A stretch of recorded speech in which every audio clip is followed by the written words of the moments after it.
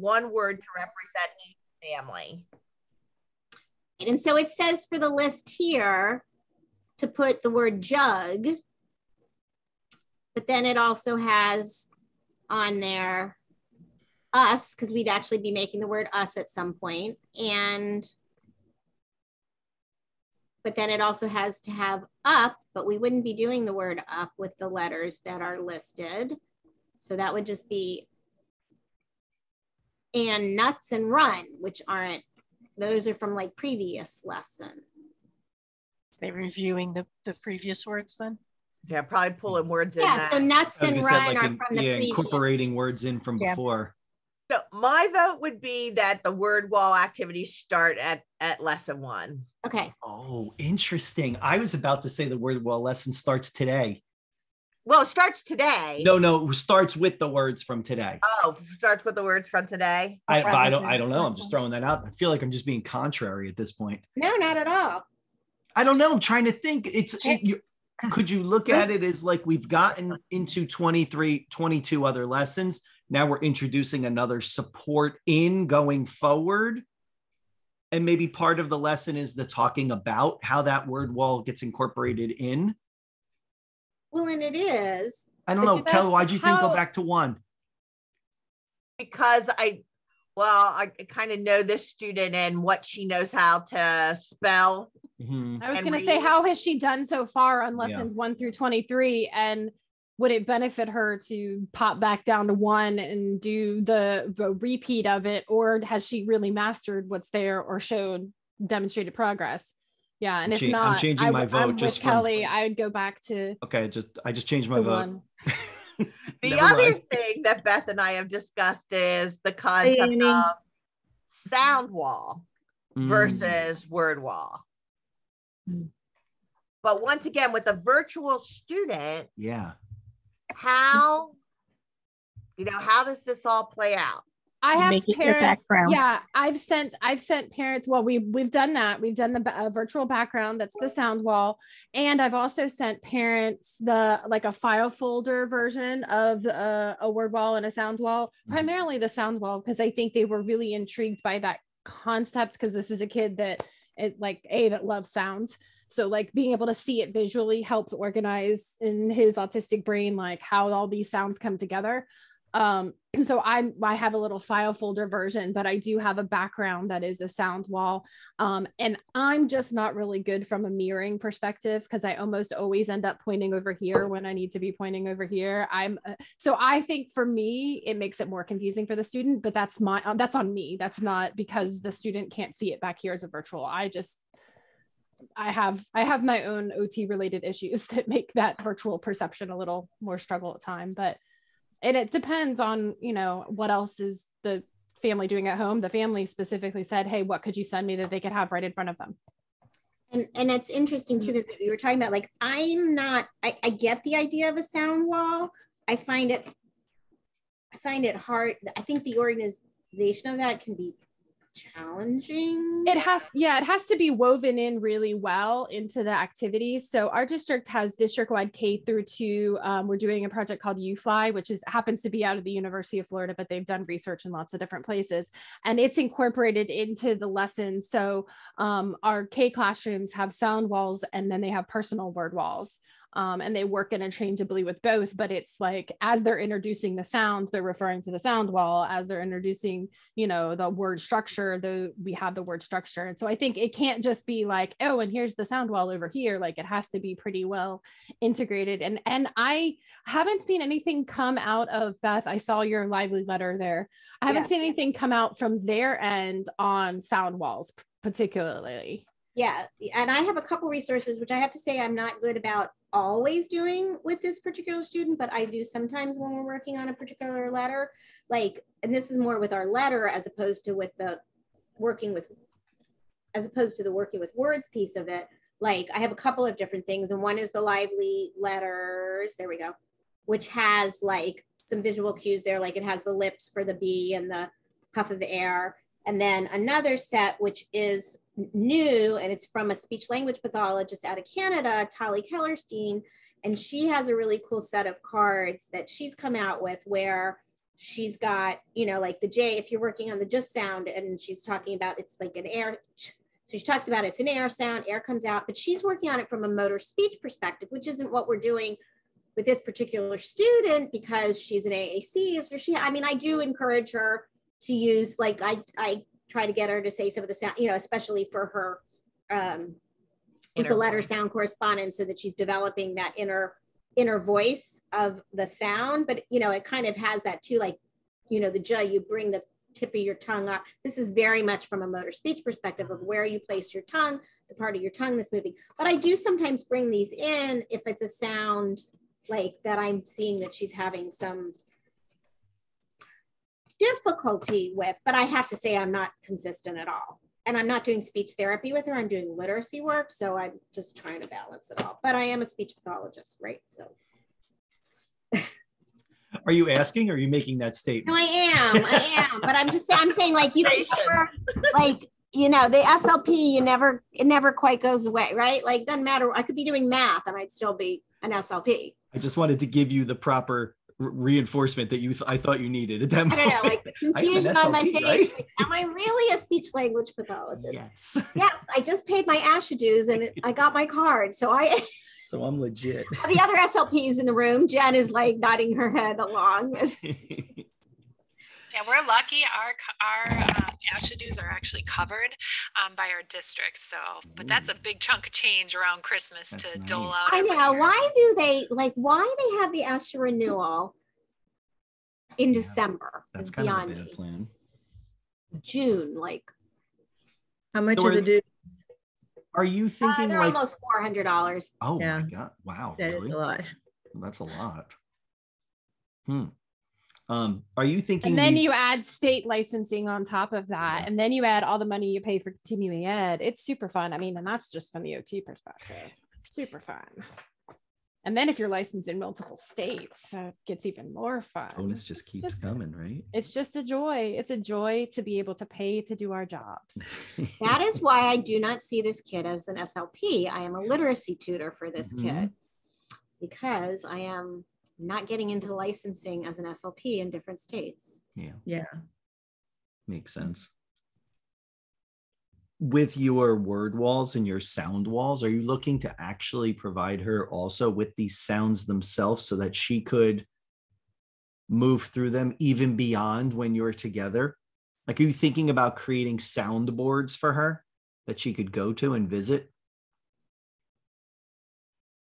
That's a good question. Yeah, Beth, I have this specific kid. I did actually share that sound YouTube video that we used in our training with him because he was like super into wanting to hear it. And for about 2 weeks, he basically played pause, almost nonstop, listening and then saying and listening and saying. And I was like, I didn't even think that's what you were going to do, but I'm so glad I shared it with you. Find that video then. It's in our slides presentation. Slide deck. Yeah. And I think there are some kid ones out there too, but I just grabbed that one because I had it.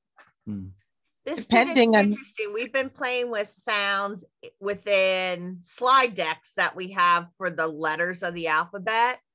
And I don't know. I mean, she hasn't been too interested in it. She's not. She's, I mean, and that's definitely like, she's got the letters identification and the sound identification is harder. And we're focusing on that with her right now. I'm not sure with her whether, and that's sometimes where I sort of like, I'm like, is the sound wall what she needs, or is a word wall? Like, is it a combination? And I don't believe in a word wall for memorizing a word. It's more for having it available in her environment and being able to remind her to look at it. Like if you're going to be writing and you know that word, like you can find that word and use it to help you write it, which means you have to know what it sort of looks like or what it starts with so that you can find it. So yeah, I mean, now I'm going back to the regular word wall, Beth. That's what I'm thinking too. Do you know what AAC device she has? Because many of them have letter sound pages already built into them. She uses touch chat with word power. Yeah, which just has, as best as I know, it just has the word, it just has the letter, it just has a typing page, you know, like a letter page, not a No, TouchChat has the sound page on it. In Word Power? And yeah, it does. And I have tons of kids that absolutely love it. I need to go grab my iPad anyways. I'll be right back. I guess I'm using it in the yeah, it is buried. That's what I was just trying to find. My kids could tell you where it is. I think it's under the reading pages. Maybe. Yeah, it's in the reading pages. You have to dig for it. And I actually have, I think in Google Keep someplace, a picture of how to get there or the name of the page, because I forever then have to go link it someplace else in somebody else's programming. And it's actually off the keyboard page. So if you go to ABC 1, 2, 3, and then you go to beginning keyboard, I think I'm in 60, Word Power Basic 60 right now. And then there's a phonics page. Not on her device. But it should probably be there, and you could probably link it in, even if it's not on there. I'm not. I can pop on my hover cam and I can show you quick. Excellent. Let me make sure you can share your screen. I think you can.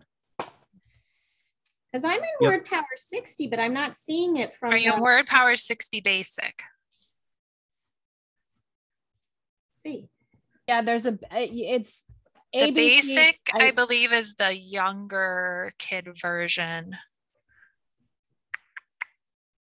Yeah, in Word Power, even going high, 48, 60 has the basic SS, and that page that's the one she uses. Yeah, that page set, if you open it up and you go to ABC 1, 2, 3, and you go to beginning keyboard, which is in the second row, almost on the end. Got it. And then you'll see on the top right, there's phonics pages.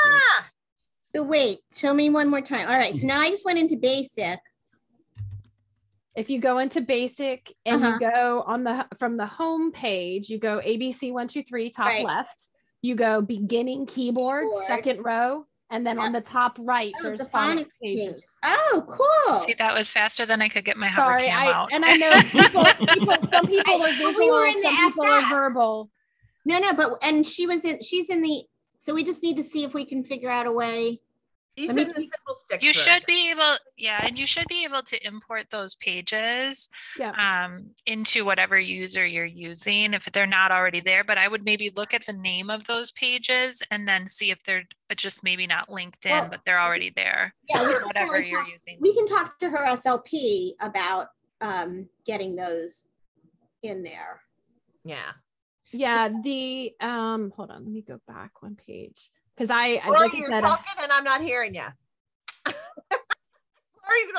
You mean everything I've been contributing? Everything I've been contributing has been completely blown, right? Because I was telling you how to get to the page, and nobody was like. There's 2 pages: a short vowel and a long vowel.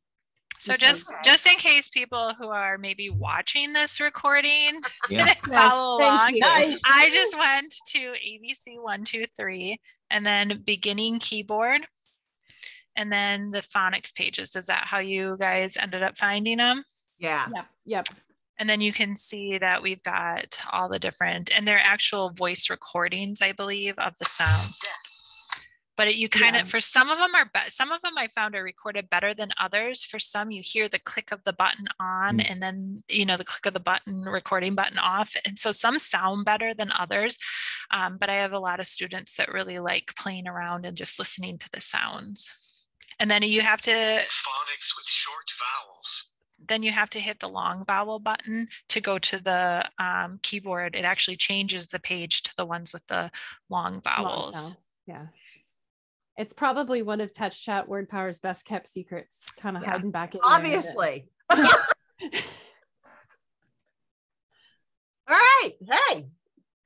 We're solving all kinds of problems. Worth the price of admission today. I was going to say, that's it right there. Problem solved. All right. So that's definitely one way to work on it. How has anyone used a digital, and I think this kiddo actually needs both a virtual and a physical word, like we would need to send her, but how have people done working with a word wall virtually? Anybody? Alyssa, you're muted. I know, I was trying to get there very quickly. So I have actually used the stuff that comes out of UFly. I've done Jamboard too, but the stuff that comes out of UFly, the University of Florida folks, is they have a whole teaching resource hub. I looked at their lesson structure, instructional activities, but then they have a whole set of like online resources that I'm gonna try to struggle and get to the place that needs to it's instructional activities as soon as I did it. But they have a whole scope and sequence for their stuff. But you can come in and let's say we're gonna do phonemic awareness. They have specific activities, and then they have everything is in both PowerPoint and and Google Slides as well, like say it and move it, functions. But then they have, there's a whole, I think I've seen their word wall thing, and I think I saw it from a. So there's an app, but there's also, they have a whole, why am I having such difficulties today? It's such a Monday. I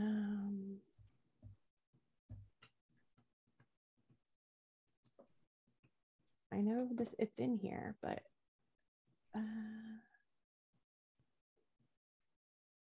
I think I found, they have the word work map. Is that it? It's a whole digital. Oh, here, I think maybe I'm in this right spot. I don't know. No, they have more visual drills and grapheme introductions. And well, I've seen they have a blending board, a word work map. Yep. I think I looked it up, but I was. So I've used this stuff, the grapheme introduction. So I've pulled it up in Google Slides, and I've also, they have ABC art activities, and I've used the visual drill because it's Google Slides. It just forces you to make a copy of everything, which is nice because then you can have a copy on your end. And so I've pulled from there. And then again, the stuff that and as soon as I am done, I'll be able to actually find it. So it's nice because it's actually all created for you. I'm on the website now. So Jennifer, I'm going to ask Jen a question. Jen, when you've used a digital word wall in Jamboard, have you had like a different slide for each letter of the alphabet? Like how have you organized that? Because otherwise it's a lot on a small space. Yeah, I keep thinking back to our regular ed students and their word walls. And I even think about my first grader and my third grader, and they just get a 8.5 by 11 sheet of paper with their word wall words on it. So sometimes I think we overthink it, and we have to get it too techy, which can we just go back to printing that out or having that piece of paper in front of them?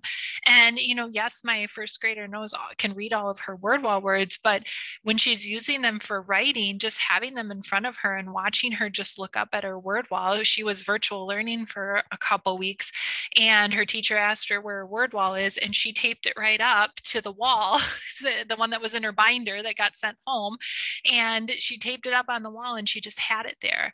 And so I guess I tend to go back to keeping things somewhat simple, and I do think that you're going to get lost in those words on the page. And so having just that traditional word wall word up, I don't think we need to necessarily complicate it. And they have different versions of their word walls. At the beginning of the year, there might be a few words on it, and then you get a new printout with more words, and by the end of the year, you have the full word wall. So I think I would keep it in that format, Beth, unless there's a specific reason like vision or something where you need those words bigger or something. Thanks. Excellent. I know. Yes, I think we can, this can now be considered our planning time for the week. I think absolutely. This is definitely our planning time. Excellent. So all of us should just put our address in the chat for our check. Yeah, I'm so glad we could bring the two of you together for this chat. Yes.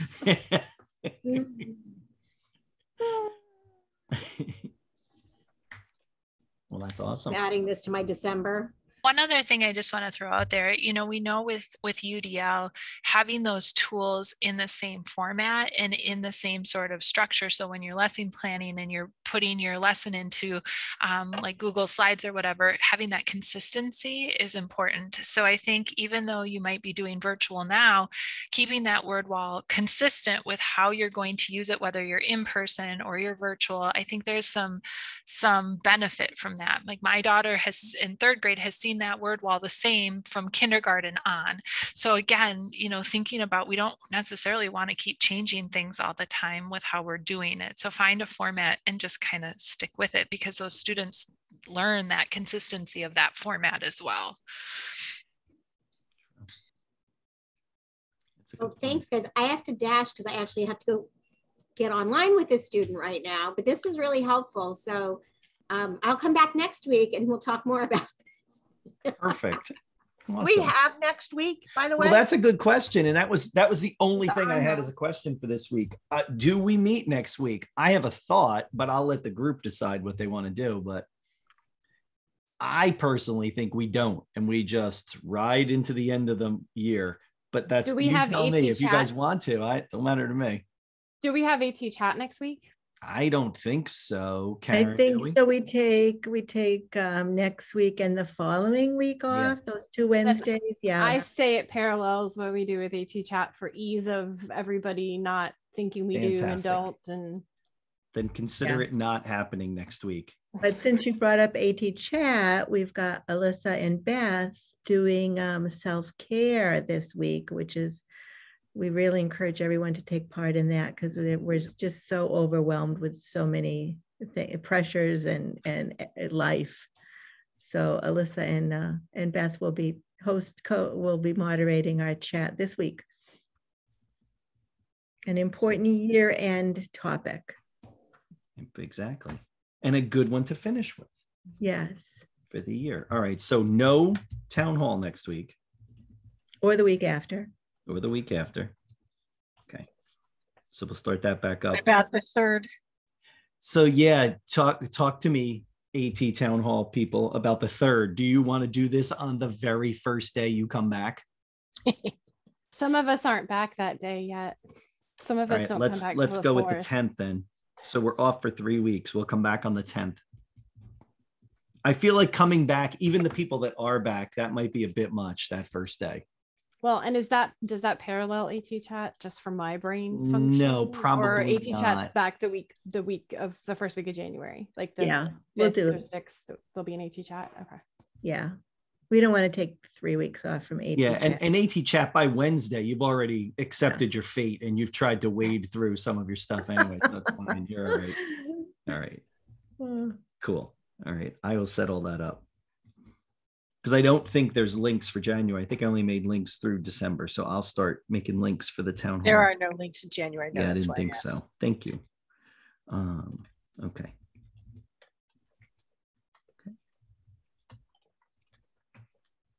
Okay.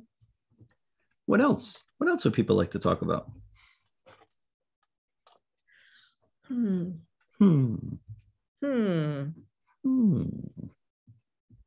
How's life? How's life? Is that what you said? Yeah.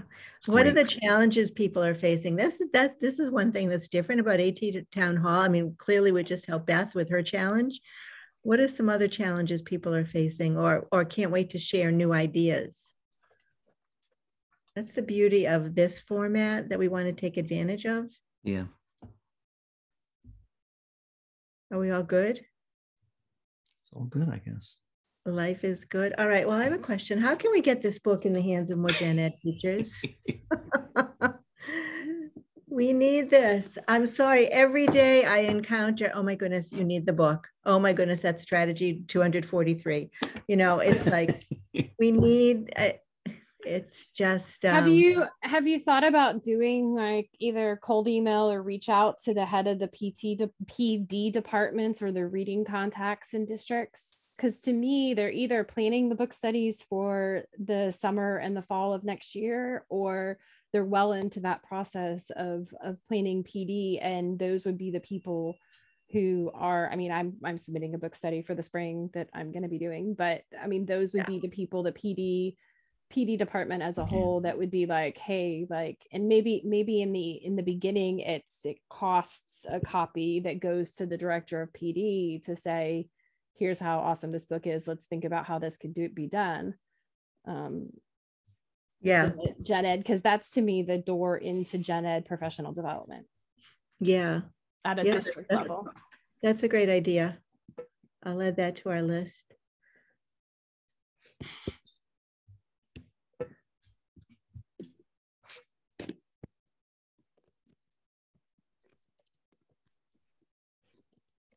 What else? What else people have? Other topics, other challenges. I can give an update on our Afghan students that we talked about last week. We did go with Kelly Fonner's idea of using GoTalks. So we have some GoTalk 20s that I've started distributing just to get us going really quickly. And then we're going to utilize our one Pashto speaking interpreter in the district to do a recording of the words that we want to put on those devices for the students, and start that way. And then we're going to start utilizing possibly Cough Drop, but that's going to take us a little bit longer to get up and running. So we thought GoTalks were just real quick and easy. And Beth's not here, but we've been utilizing lesson picks to translate those communication boards as well. And these students are super, super sweet, very much wanting to learn and picking up on things very, very quickly. So that's all really exciting things to see. But we just thought for some of those more routine requests that they may make, where various staff may not understand them or they may not recall the word, we're going to start to utilize those GoTalks. And we have, with our middle school students, we have a student teacher. So she's younger, techie, and really wanting to help support some of this technology. And then we ordered a couple scanning pens recently. And so we were thinking about possibly even using those a little bit, because it will read the word out loud. So if they're just trying to learn the English word and they come across it, to help them to also just hear that word and then practice saying it. So a couple tools that we started implementing in the last week since we met. That's really cool. That's fun. I like that. Different kinds of tools too. I like the idea of incorporating the scanning pen into that process too, for that kind of just-in-time single word support. Yeah, and even like they've got the headphones, so they could put some headphones in, and it's a little more private for the elementary students. I don't think it's as big of a deal, but for those middle school students, and if we get some high school students in the future, it's a little bit more private for practicing those words as they're going. Cool. Awesome. That's really neat. Yeah, are you tracking that with like video? Like, are you videoing this whole process? Well, see, it's tricky because we can't use special ed funding for these regular ed students. So I'm sort of supporting on the back end and giving them resources and allowing them to try some of our equipment, because I got permission to do that, but I can't directly work with the students. Gotcha. Okay. So it's been sort of, and I'm really not even supposed to be supporting the teachers, but because we need it. They're utilizing some of our lesson picks accounts to try. And then, if it is something they want in the future, they will purchase it. But we're just kind of sharing some resources temporarily right now. Gotcha. It's interesting. I always think about the sharing of the stories, like how that's working, and, just showing people the power of just thinking a little differently and using technology creatively, because that's what you're doing there. That's a great example of a creative use of technology.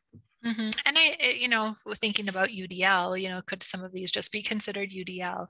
Yeah. But a lot of our regular ed teachers don't know about these tools. So it's just helping them to know about some of the tools, such as some of the Chromebook features that are out there for having things read out loud and things like that. But it's tricky because, like we talked about last week, these students have never experienced school. So their technology skills are not even quite there, although I heard that they're picking up really quickly on using it.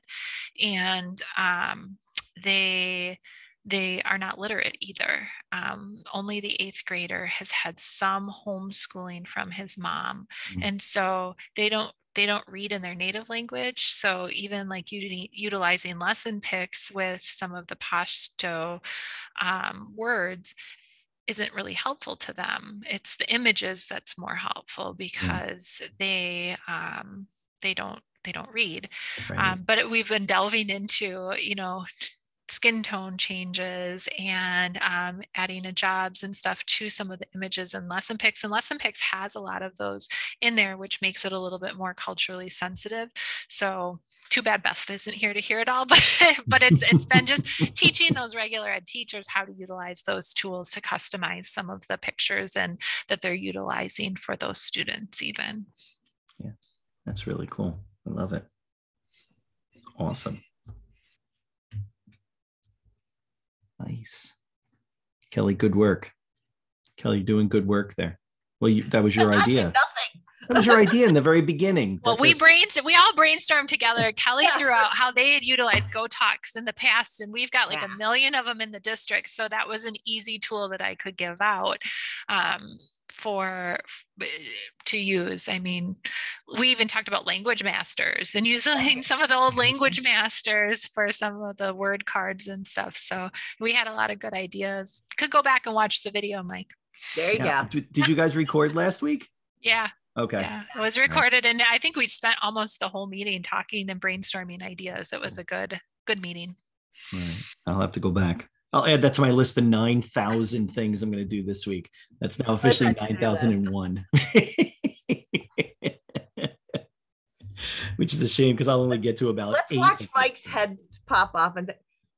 Are you recording anything this week, Mike? No, I'm not. Kelly's such a wise guy. I got to actually see Kelly in real life last week. It was weird. It's weird to see people in real life. Kelly came and rescued me and took me out to dinner when I was doing a consulting gig. It was pretty great. Yay. It was fun. It was nice. It was nice. But I'm not recording anything this week. So that was last week. Maybe you'll see these videos at some point in my fancy pale purple shirt. So I looked good so that I popped on the green screen. I was told to wear something like that. So.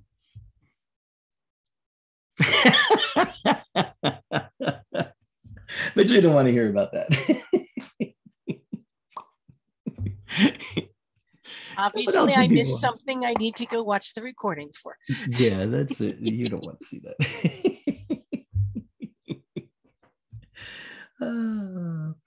What else would people like to talk about? I feel out of sorts. I don't have anything to add this week, so I'm relying on you guys to bring stuff up. Annie and I have a question to see if anybody has made a one-pager, like flyer or something about assistive technology services in your county school district. Just having like a one-pager to give awareness-wide, countywide. Yeah. I have a trifold one that I did years ago. And I've basically converted all of that information and it's now on a Google site. I very rarely give out that, like every once in a while somebody asks, I still have it as a PDF. It's still all correct information. But most of that is either redirected from my email signature to bit.ly links, or it redirects to the main like AT website. I went that direction because I probably have stacks of them sitting around someplace from when we got them printed, but it's easier to keep a Google site updated, or I agree. We use a Google site too, and again, just to update it, and that way it's easy to give out a bit.ly link to the Google site to everybody. So it makes it a little nicer, right? You could make the one pager in essence just a quarter page, like a postcard, and it would have a QR code on it, and just have them scan it, and then you could always keep your info updated. I'm just thinking, I did that at a conference 2 weeks ago. I didn't bring any paper. I had 2 things standing on the on the table, and it was just want to learn more and a QR code, want a free book, QR code. And that was it. And people just and literally drive by, people would just click, and off they would go. And that worked really well, actually. That's what I think all the vendors at ATIA need to do. Instead of wasting all that paper, just make postcards with a blurb and the backside with a QR code that takes them to their conference webpage. Mm-hmm. You know, so people can get to their catalog and get to whatever feature item they have. And because the pounds of paper that I came home with in the past have been crazy. Exactly. Now I try and scan it, but yeah. Because Annie and Kelly, like, what are you guys trying to accomplish with this one page, this one sheet? Well, I'm trying to get, oh, go ahead. No, I was going to ask the same thing. What is it that you want to, what do you want for your audience? Who's your audience? The audience is the districts that I work with. And so providing the information to them. But I think what do you think really needs to be on there? That's also identifying the most important, the most important information to include. Yeah. I mean, what does that look like now in describing AT? Yeah, what does it look like? And it's devices or services? What were you guys really trying? Services, right? Like kind of the services of what you provide, Annie? Is that what it is? Really rural. Yeah. Very, very rural districts that are really when I go to visit Annie, it's one building, mm-hmm. all age groups, everybody in most of her districts. Mm-hmm. So there's typically 2 special ed teachers for the whole district, 1 elementary, 1 high school. Mm-hmm. And there might be an early childhood person, right? And well, we do have a few more. I guess like I could say Edgar has 2 special ed high school. It's more like 2 or 3 per middle school, high school, elementary, like that. Mm. So we're not talking masses of people. Yeah, right. But something that would remind people about Annie's services. So I like that idea of narrowing it down to like a postcard. That maybe takes them to a link. Exactly. Maybe your postcards are a little bit focused, Annie, like it's like a middle school, high school age, like, do you want your students to be able to access, I don't know, websites with your book or something, thinking about the kind of tasks they might be looking for, learn more about assistive technology. And then your early learning might be something completely different. Like, do you want information about this? And then, so you could have them a bit focused. Ultimately, it might bring them to the exact same place though, which is okay. That's fine. And the other thing too, you could have multiple QR, maybe more than 1 QR code, and one of them could be reaching out to you, like could be a Google form. And what would you like to learn more about?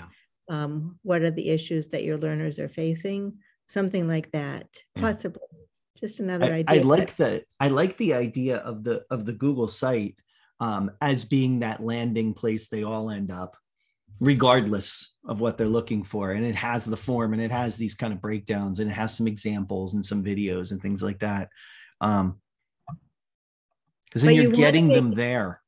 You want to make it easy for them to reach you. Yeah. No obstacles at all. And And we talked today about having everything tied to the function, like what Mike was saying. Yeah. What like any in-services that she starts to offer aren't just like assessment for assistive technology, because most teachers would be like, that's got nothing to do with me. Right. But that that reading's the focus, or math is the focus, or that hitting those areas and then weaving the awareness assessment and implementation stuff into a specific topic areas. Right. It's almost like your function areas could be the place they land. And then as they work their way down that information, it brings them back. It always brings them back to the assessment piece. Does this sound like what you need? Here's the process. And then give them the steps. Then that shows up on all those function pages. And that's always the same. And then that reinforces like, oh, it doesn't really matter what I'm looking for. We have a process and this is what it is. The other thing that's a real challenge in that county, and this, I know this is a challenge other places, but the impact of turnover. Mm-hmm. When you think you only have 2 special ed teachers that serve like a whole district, when one of them turns over, like all of your knowledge is gone for all the kids in that district. Yeah. And so it is a constant. I mean, since I started working, I think up there about 5 years ago, I don't think any of the teachers are the same. Yeah. But I don't think that is necessarily specific to the rural district. I mean, I am in a huge urban district and we experience those challenges too, and that's why we've started utilizing our Google site. So a lot of our training materials and all of that are on there, because I got tired and don't have the time to go and retrain everybody all the time. So my response to every email is usually, oh, check the AT website. Oh, check the AT website. Oh, here is where you'll find that on the AT website, because that really helps to streamline some of the learning when we get new teachers in, and building that capacity. But I also wanted to mention, Annie, going back to the IEP forms and where assistive technology is written into the IEP, and coming at it from that standpoint. So when you're checking that AT box, what things are you considering? What resources do you need? Here's where you can find that support.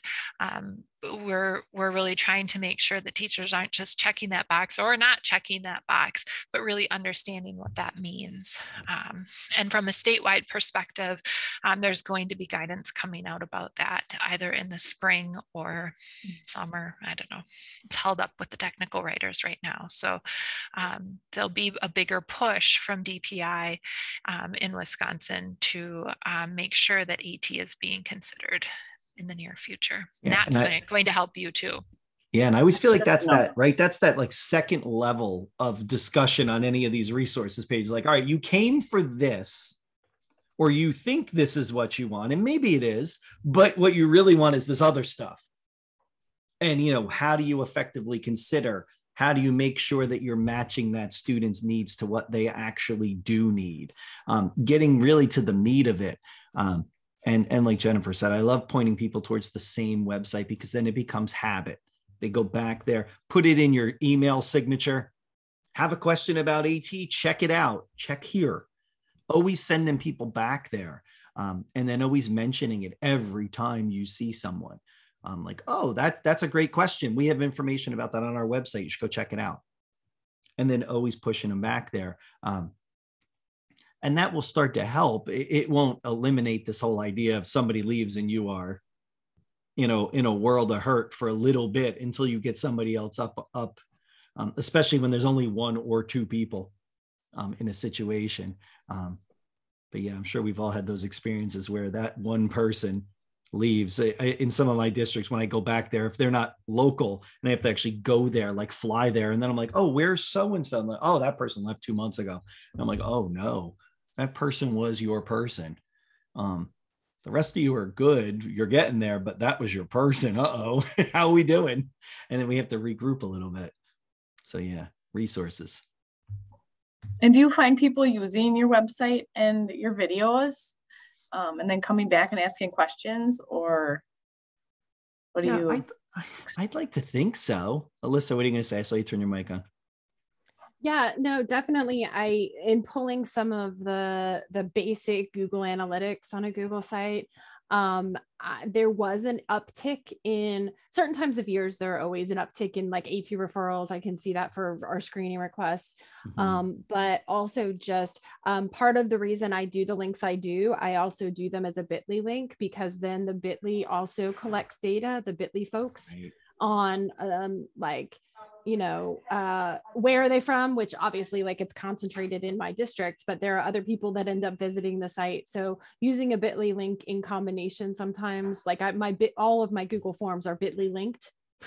That is a word, so that I get that analytics, because I've had a hard time otherwise capturing analytics on the form use. But the website itself, we're still growing out our on-demand resources, but the things that are there, I can see like number of page hits and those kinds of things. And is it automatic? Do they go there instead of asking me? Not always, but has it decreased? It actually decreased the time on my end, because I have an email template that very clearly says, okay, all you have to do is, go here to do this. Right. And then maybe consider adding that piece into a form on that webpage. It's like, what would you like to learn more about? Ask them, because maybe that will help you create this or populate more effective resources. A lot of times we tend to build things, and I know I do it all the time. I build things I think people want, only to find out at the end that they didn't really kind of want that. They wanted something a little different. And so now it's a question of asking them, like, what would you like? And sometimes they're not even sure what they would like. And then you dig down a little bit deeper, like what kind of area is your focus? Where do you find that your students are having most difficulties? And even those questions could help kind of guide you to, oh, maybe I'll build this kind of resource library, or this might be a good starting point. And then as they continue to build some knowledge there, they might be able to better articulate what it is they actually do want, because now they have something to kind of go from. They're like, even if it's, I didn't really want that, I really want this. That's fine. At least we know now. And I think that's a good way to do it. I agree with Alyssa, just trying to track who's coming there and what it is they're looking at, what pages they're looking at, and asking them a lot. Like, how is this? Just their basic kind of feedback. Is this a way you want to learn? What is some other ways you'd like to learn? In some schools, we've done a really nice job where, put a couple resources up and then follow up with them with something like what we're doing now. Oh, we're going to have an open office hour and it's going to be only focused on reading supports today. And if you're interested, stop by and we can have a conversation. But before that, look through the resources we have on the website so you kind of know what we have, and then we can build on that as we go. And those have helped too. That's helped kind of those immediate issues that someone has, like, oh, that helped a little bit, but it didn't quite give me what I needed for this kid exactly. And then we can talk about it.